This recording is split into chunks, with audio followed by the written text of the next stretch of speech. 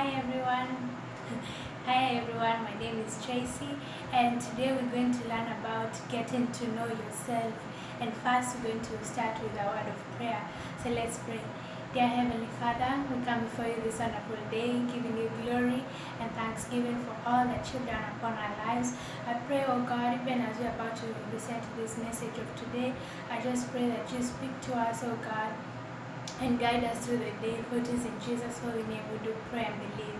Amen. So, amen. That's my mother right there. Okay, so today we're going to talk about getting to know yourself. So we have in many years we've been listening to some voices inside of us. Let's say like a certain door is closed. Like you're wanting to do something, but you hear a voice saying that door is closed. Don't even think about it. Don't even go there.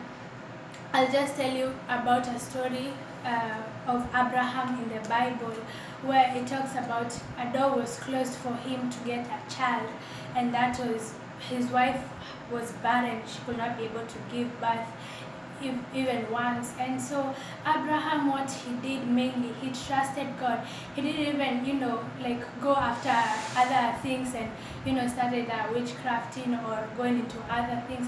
He trusted God. Even when God told him to go to this place where he did not know, he went. He trusted God. He showed how much he loved God and the faith he had in God. And when God saw this, he remembered Abraham, and so there was a door for him closed, that Abraham needs a son. God knows what you need. You just have to have faith in him so you can be able to even see the manifestation. And so when God saw this, he opened a door for Sarah to be able to give birth. And when Abraham gave birth, when Sarah gave birth, when Sarah gave birth, she was the son was blessed, was the one who was going to give Abraham so many descendants according to God's promise, because God promised him, you're going to have many descendants. Imagine you've been barren or a certain door is being closed, and then God is saying, I promise to give you something, and probably that door was the one was supposed to be open for you to get it, but you don't see a way. But when God says he has a promise for you, just like he told Abraham that you're going to have many descendants, Abraham believed in God, and he had faith. When God told him to do this, he did it. He loved God. He just went out of his way to do what God's will was. And that's what you should do. When you see a door is closed, just remember there is a promise, and God is not going to fail that promise. He's a promise keeper. And then another one, many of us here, is everyone hates me. That is a big thing that I would say, even me personally, I've ever had that, something just behind my head just telling me everyone hates you. But when I see the story of Cain and Abel, or the story of Jesus and Joseph, I see the people, let's say like Cain and Abel. The reason why Cain hated Abel was because he did something good that pleased God, and the gift that Abel gave God was accepted than the one Cain did, because Cain did not even have a heart to love God or give God the best. He just gave, whatever was lying there, that's what he gave. And you see, probably the reason why you're saying people hate you is because the people you're surrounding yourself with are not people who are doing the right things, who have bad motive. And when they look to you, they see that you're doing the right things, you're getting good grades, you're not the person who goes out and does partying, but you're always in the good moral values. And you see these people have no good intentions, and you want to hate yourself because you think others hate you, but it's mainly because they have this jealousy. They want to be like you, they just don't know how. And that's why it's good when somebody hates you. This God said, pray for your enemies, because those who hate you are like your enemies. They have made you their enemy. And so when you pray for them, they will also come into this urge and live out of the jealousy they had and come to be a Christian and a disciple of God. And so it's good to pray for those who hate you. Don't just say people hate you and give up on everything. You might be somebody's hope. They wanted to also become like you. They've had so many troubles, they just don't know how to get out of it, and you can be their hope. So share the word of God to them and give them a hope and stop living, a life where what others say is what you're going to go. God is the one who has the final say. He's the author of your life, the beginning and the end of your life. He's the one who has your story, and so there's nothing anyone else can say that will detect your life or be what your life will be. No, God is the one who detects your life. So love God, be with God, do the right things, keep on doing what you're doing, persist even if people hate you, and pray for those who hate you, just like Jesus did. He told God, forgive them, they do not know what they are doing. Just imagine Jesus telling them that, and the way he was persecuted, they spitted on him, they beat him, they striped him, they did all sorts of bad things. And if it was you, I know some of us could just want to give up and put a curse on those people who are hating you and doing bad things to you, while you could be the hope. Like Jesus was the hope to those who persecuted him, those who did bad things to them. And then this another one, I did something that God will never use me or love me. Probably you have had a bad past before, and you think, oh my God, I have this bad past, and God is not going to use me. God is not going to love me anymore because of what I did. I just want to tell you the story of Moses, where he killed an Egyptian. An Egyptian. He killed an Egyptian, and to this, murder is so huge in God's presence. It's a sin. Is something something detestable, but God had mercy on him, and he still used him to bring out the Israelites. He did a great thing by bringing out the people of God, which was the promise still from on God to Abraham, that I'll set your people free in 400 years to come. I will set them free, and that promise was fulfilled through Moses. Just imagine someone who killed another person. So you might have a bad past, but let me tell you, God can rewrite your story. Just like my mom was telling me the other day, God can rewrite your story. Even if you did something bad, God can change it for the better. I tell you, God, whatever the enemy used for evil, he will change it to his glory. So whatever you did bad thing, I'm telling you right now, God can change your story and bring you to someone greater. You'll find even these big ministers of God, they also had a past, a great past, where they felt hopeless because there's something they did that they were like, oh my goodness. But they are great men of God because they loved God, and God had mercy on them. God will have mercy on you too. Just cling on Jesus. Go before his presence. Tell him, God, I am sorry and I am ready to do your will. I'm telling you, God's will is the best thing ever can ever happen in your life. And then we have having a disability. Maybe you might be having a disability in certain areas, or weakness in certain areas that you're thinking, oh my God, God cannot use me in this. Probably you have, I don't know, maybe like you don't have arms, you don't have legs, or you cannot speak well, or just anything, any disability that you have. Let me tell you, God can use you. Just the same story of Moses, how he could not speak well. He was a stammerer. He could not make a whole sentence in the best way possible, but God used him. He was still the one who spoke to Pharaoh. He was still the one who went before Pharaoh and told him this, let the people go. He just told him some big, huge words. And let me tell you, Jesus can use you even with your disability. I remember this great man of God who had no arms and legs, and I'm telling you, he's a minister now. He believes in God. God is using him in great ways. He's working wonders and miracles using the name of Jesus. And I'm telling you right now that Jesus is going to use you, no matter the disability you have or the weakness you have. God is going to use you.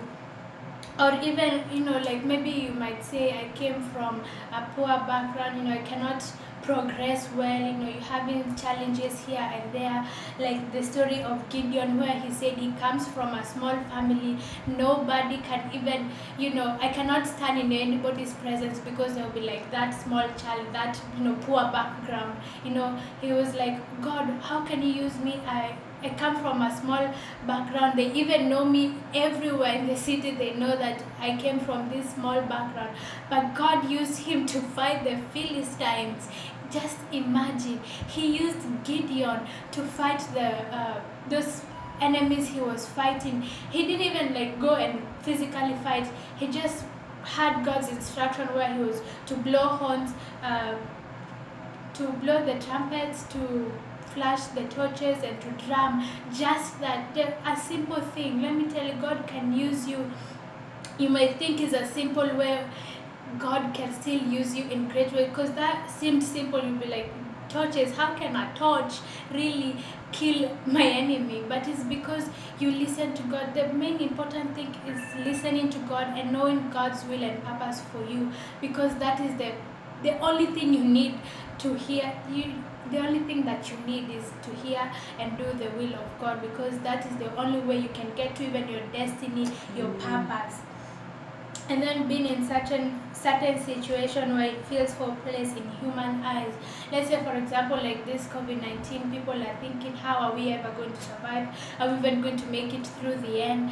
Let me tell you, you're going to make it. Just the story of Daniel and John, the disciple of Jesus, the story of Daniel, where he was thrown into a den of lions. If right now I was to put you in a cage with lions inside of it, you'll be like, today is my end, everybody, I love you, I'll meet you in heaven. But let me tell you, that was not it for Daniel. He still, even in the hopelessness, he went into the den of lions and still prayed to God. When he was inside the hopelessness, he still trusted in God. He was like, God, I trust in you, oh God, my Redeemer. I know even if you don't rescue me here, I still love you and I still want to do your will. And the lion's mouth was shut. Just imagine, they were shut. Let me tell you, that you might be in a hopeless situation, but God is going to revive you. Just keep on trusting and having faith, just like Abraham had faith in God on believing for a child. He trusted in God even when he was told, go and sacrifice your child. That will be the most, I don't even know. No parent can ever think of that. If they were told that, they would think even it came from the devil. But let me tell you, some things might even just be a test, because for Abraham it was a test in his faith. Some things you might think that you're feeling hopeless or you think they came from the devil, but it might be God testing you, testing your faith. But if you just trust and believe in God, pray without persisting. Pray without persisting, yes. Pray without persisting. Ceasing. Without ceasing. Thank you. Without ceasing, yeah. I was like, ooh. So yeah, and then what if you do what will my friends think of me?